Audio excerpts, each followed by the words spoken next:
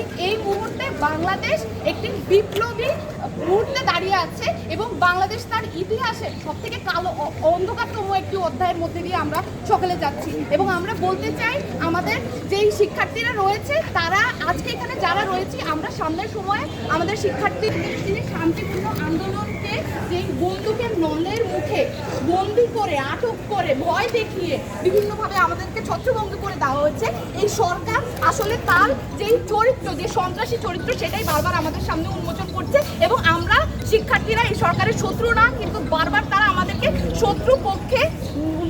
শত্রুপক্ষ হিসেবে দাঁড় করিয়ে দিচ্ছে। এবং আমরা বলতে চাই যে আমাদের যেই ছাত্র সমাজ রয়েছে তারা সকল বৈষম্যের বিরুদ্ধে, এই দেশের সকল বৈষম্যের বিরুদ্ধে তাদের অবস্থান রয়েছে।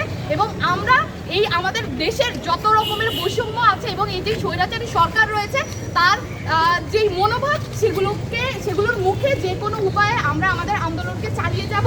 এবং আমাদের দেশের অন্যান্য যেই সকল শিক্ষার্থী রয়েছে এবং আমাদের যে জনতা রয়েছে তাদেরকে আমরা আমাদের পাশে চাই। সকলকে ধন্যবাদ।